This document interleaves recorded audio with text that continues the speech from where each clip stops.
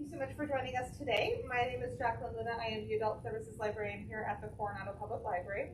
And with us today, we're pleased to welcome Susan J Farese, MSN RN, who is going to share her book, Poetic Expressions in Nursing with us. Susan is a veteran who served both in the Army and the Navy as a nurse. She has a diversified nursing career, including both military and civilian nursing within inpatient and outpatient and administrative settings. Susan has presented numerous continuing education classes, seminars, and keynotes. She currently teaches Capturing Your Creativity with Haiku workshops and has published poetry and articles on a variety of topics. She is the author of the book we're discussing today, and we are pleased to welcome you. Thank you so much, Susan. Thank you, Jacqueline. Thank you all for coming as well. All right, so we're going to go through a couple of questions here. Susan, could you share with us who or what was the catalyst that inspired you to write poetry? Wonderful question. So, forgive me if I get emotional with this, but my maternal grandmother, Anne, was a unfortunate victim of premature Alzheimer's, or the early onset Alzheimer's. And so she is the catalyst, and I'll tell you the story about how this all occurred. She passed away in 1971 at age 60. She was almost 61, or about 60 and a half years old. And we were in New Jersey.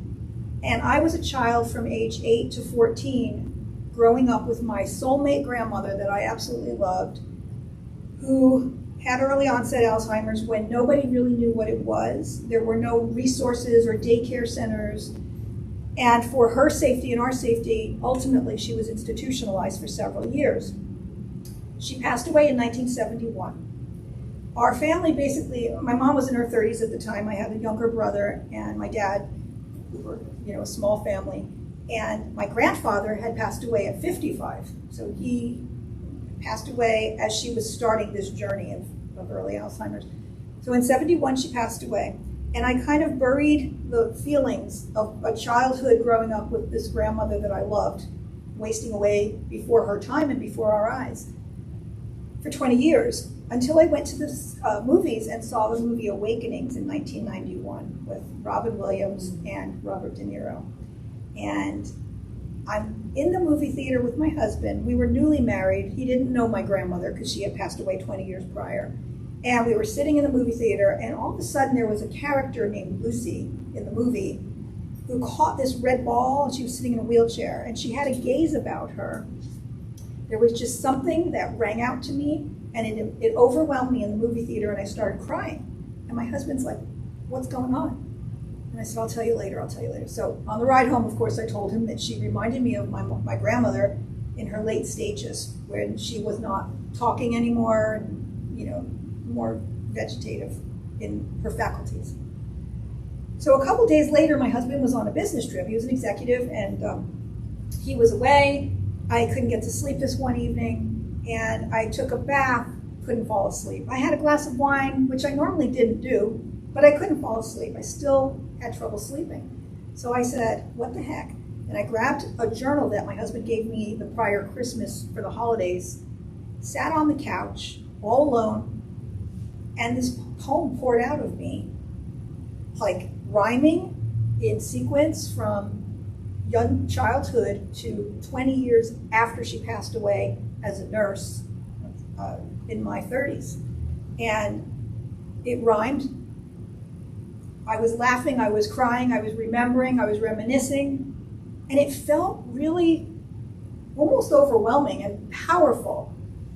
So I was crying and called my mom the next day thinking about this poem. And I read it to her on the phone. She was in New Jersey, I was in Florida at the time. Read the poem to my mom, and she started crying. And she said, this is the closest thing to what we went through back then. I want you to share this poem with everybody. And I did.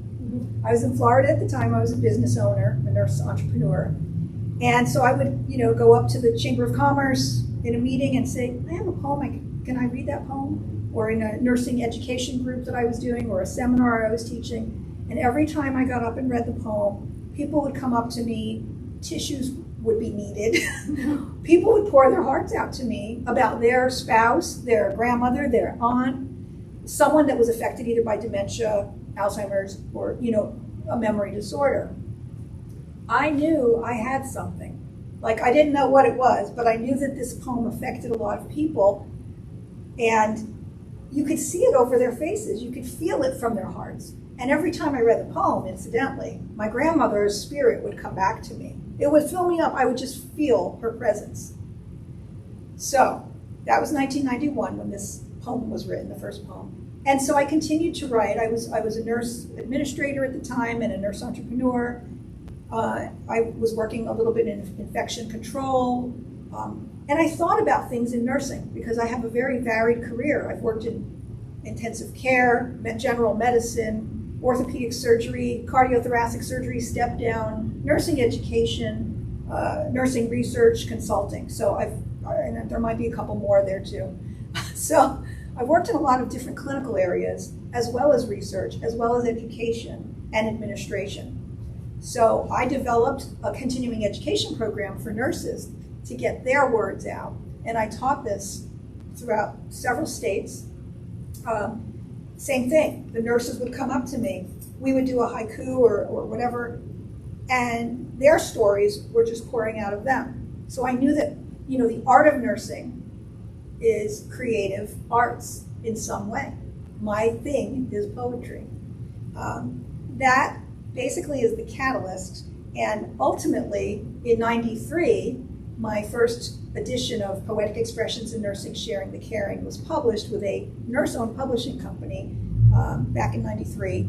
And then I put the poetry down. I would teach it every once in a while, do the continuing education, and became a mom in '98 and took some time off from poetry. And then with the pandemic, especially, I said, I need to do a second edition because I've matured since then a lot. And I also am a nature photographer, and I use poetry prompts, the photos that I take in my haiku workshops. So I decided to do a second edition this year because of the pandemic and so much stress, anxiety, depression, burnout that nurses are experiencing from caring for so many patients and dealing with death much more than they probably have in their career. And at the younger ages when they're new nurses dealing with this and graduating. So I felt kind of a responsibility to give back to nursing and celebrate nursing with my book and inspire people to write themselves, whether it's journaling, poetry, fiction, whatever, to get the words out. Because when you write a poem or something, you could either throw it away, keep it to yourself, or share it with the world. So I believe in, if people are familiar and comfortable with it, to share it with the world. And in my workshops, I try to combine people's poems, if they're okay with it, and we develop it into a blog post, and I put it on my website so that they are published and can share their poetry in the world. So that's the short catalyst story. But it's very fulfilling. Oh, and in the meantime also, the last few years I've been teaching the haiku workshops at the San Diego County Library System through the Friends and Family. And I was here a couple of years ago as well, teaching the haiku. So the last maybe 3 or 4 years, I've been more involved with poetry again, and now with the pandemic, it is never going to leave me. It is just so inspiring for me. I guess if Jacqueline has any more questions, I can delve into it more on what inspires me and that kind of thing. Great question. Actually, I was going to ask you, what makes writing poetry different than writing other types of writing for you? For me? Mm-hmm. I get ideas for other kinds of writing, like fiction or a crime story or maybe a memoir, and then I go, no, it's not for me. I get too anxious about it. But with poetry, I don't know, there's something that relieves my stress. It allows me to think, reflect, think about any conflicts I'm having or problems I'm having. And usually I go out in nature and take a walk, notice what's on around me, take the senses in and whatever, and I'm inspired to write. So it's different for me in that the other types of writing mostly stress me out, but poetry relaxes me. Although I do like doing interviews verbally and connecting with audiences that way. As far as writing, I do write blog posts for my website, and I interview different clients that I have in the PR part of my business, SGF Communications. I thought we'd go into a little bit of your background. Would you like to share, could you share with us a little bit more about your nursing background? Sure. I joined the military as a Navy nurse in 1978, right after graduating college in Pennsylvania at Widener University, and spent 3 years here in San Diego, in the San Diego area at Balboa Hospital, the NRMC. It was pink at the time, now it's gray.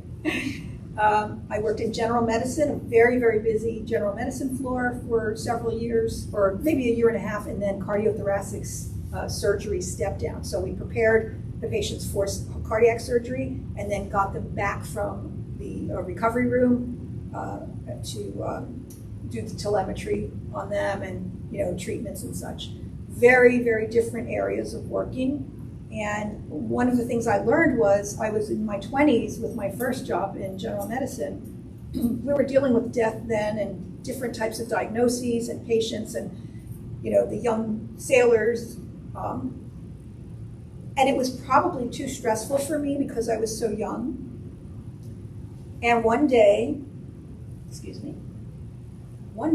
my supervisor was making rounds and came up to the medicine floor and said, by the end of the day, I'd like you to tell me where you want to work when you come back and how much leave or vacation you're going to be taking. And I looked at her like, what?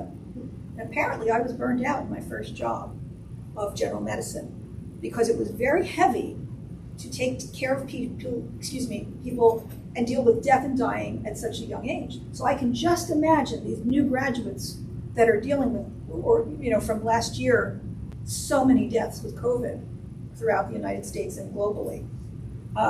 After those 3 years, I transferred to the Army Nurse Corps. It was more of a paperwork transfer for specialties. And oh my gosh, I had so many great experiences. I was in surgical intensive care, recovery room. I was in California again, in ER, where it was a training area, and nursing education. And then I was overseas in South Korea for about almost a year and a half. And then I went to my master's program through the Army at Seton Hall University in New Jersey, my home state. And after that, I spent 4 years in Virginia as a chief nurse of a clinic, a large outpatient clinic, as well as nursing education and advanced care, so another ICU experience. And then I transitioned in 1990 out of the military. I was a major at the time and began as a nurse entrepreneur, nurse administrator, consultant. And now for the last 10 years, I've been doing public relations publicity for the entertainment industry, theaters, filmmakers, authors, musicians, as well as businesses, and now an artist. So I've had a very fulfilling career in communications, and I think my nursing degree, or degrees, both the bachelor's and the master's, have helped me be a good communicator, and the military experience helped me be acclimated to different cultures, the diverse cultures, and different types of people working in more of a men's environment, leadership, and many other qualities that I will keep with me for the rest of my life. I'm on a journey to now be passionate about creating. And so I'm a nature photographer as well as a poet. I've done acting and filmmaking. I've been a producer, a casting director, and publicist on films and stuff. So I think the sky's the limit. And I think the important lesson is to cultivate something creative in your life, whether it be writing, acting, dance, cooking, crafting, you name it. Do something creative. Hiking, exercise, all that stuff. Excellent question. Thank you. I know I go on and on and on, but I've lived a long life so far. Very seasoned. Well, it's wonderful, and I think a lot of those, your varied career paths that have brought you to where you are show up in your book. With that in mind, who's the audience for this book? Who did you create it for? Great question. Well, first of all, change has been a part of my life throughout my life as an adult. Geographic changes with the military. With my husband as a corporate executive, we've moved east and west coast many times. We've moved to a few countries as well. I lived in overseas as well with my jobs. So change is a constant, and many people are really fearful of change or avoid change. It's okay to change. Just like that supervisor told me, You need to change where you work and how long you're taking vacation if you feel burnt out, depressed, anxious in what your situation is. So the readership for my book, number one, are for nurses. Nurses of all different specialties. There are about 4 million nurses. So get the word out, everybody, about this book for nurses, as well as nurses' families and those who support and love them, as well as anybody in a caregiving environment. Because I just feel like sharing things that I've gone through, connect with other humans as well, and it teaches the public about what nurses go through. For instance, I have different themes in the book. You know, I talk about my family. When my dad had a heart attack, an angioplasty, open heart surgery, my grandmother who had turned 80, this was years ago, the other grandmother, that's so some family, some friends who lost folks to cancer. One girl was in her 30s, one girl was a young transplant victim that had to have open heart and lung surgery. I write about day shift, night shift, caregivers, old age, HIV, AIDS, because when I was writing this book in the early 90s, AIDS was fairly new, and it was just mesmerizing to everybody. What is this? And so with the pandemic, it's another feeling, and that's why the poetry is still relevant with this virus too. So it's for everybody, but eventually I would hope that many, many nurses and nursing students, faculty, use it in courses for their fundamentals courses. Anybody have any questions? Well, I just wanted to ask what advice you would have for a burgeoning poet. Like, what would you say would be the best steps to do to carry on? Great question. So, let me think about this for just a second. I would say either grab a journal somewhere. They have so many really cool journals. I have one here that says, "Quiet the mind and the soul will speak." And so it's a journal. It's blank, and you fill it in with your thoughts, your dreams. If you wake up from a dream, keep it at your bedside table, and write down your thoughts.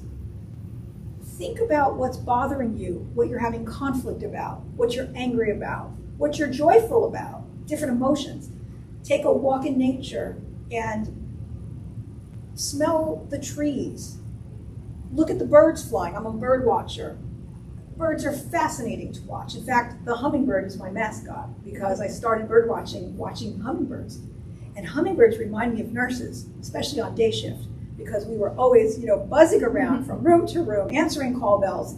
The doctor's orders would come in. And so hummingbirds are fascinating to watch. Nature is fascinating to watch. Get the journal. You can also type in your laptop or in your phone if you get inspired. But basically, validate that you're having these feelings and get them out. And if you don't need to share them with people, don't share them with people. But have it for yourself and compile it. And you never know, you might be published someday. Wonderful answer. So would you be willing to share with us what your favorite poem that you've written in this book is? Sure, I can read a couple if you have any time. That would be wonderful. Certainly. So the book is called Poetic Expressions in Nursing, Sharing the Caring. And we've got the small bio and the headshot here on the back. And by the way, I did self-publish it this year. And I learned, because I work with so many authors as a publicist, I've learned how to work with Amazon and other companies and Ingram and Draft to Digital. So the book is available, or can be available, anywhere. I know I have several copies at Bay Books in Coronado as well. And so I will read Anne's Zest Ends, if that's okay with you guys. Absolutely. Anne's Zest Ends. Prelude. Her zest for life, boundless energy, a smile a minute so full of glee, remembrances of my grandmother Anne, so significant to me. She ran the show, she was in the know about this or that, nonetheless always on the go. So sharp, so much fun, and so on the ball. How I long to remember and long to recall endless walks, sun or snow when I was small. She'd pick me up when my spirit would fall. My first real buddy, my first true friend, Her ears and shoulders she'd always lend. If I was sad, my pain I'd spend, but always through her my heart would mend. Intermission. But when I was about 7 in 1963, something in her changed so drastically. She would no longer laugh. She no longer knew me. She would wander about so aimlessly. She would light the gas stove and let the fire run free. Her eyes then would gaze in a wild combat stare. She grew mute and confused. She would pick at her hair. Who was this new stranger taking over her mind? Where did her spirit go? What did it find? From doctor to doctor, this mystery grew. It was 1965 and still nobody knew. To a state institution eventually. Her spirit then faded each day religiously. She grew steadily worse. It took 6 more long years. I would visit her with my mother. We would shed many tears. Day passes were draining. The public would stare. We'd assist her in the bathroom, comb the knots from her hair. I wonder how she felt, personality withered. Did she realize her melt? Were her synapses in a blizzard? Finale. On the 13th of April, 1971, when the hospital called us, 'twas the weight of a ton. She was terminally losing the battle and had wasted away, lost all faculties, not her choosing, and she died soon the next day. I reached for her hand at the bedside to say goodbye, friend, on that fateful day. And she mumbled and stared and connected.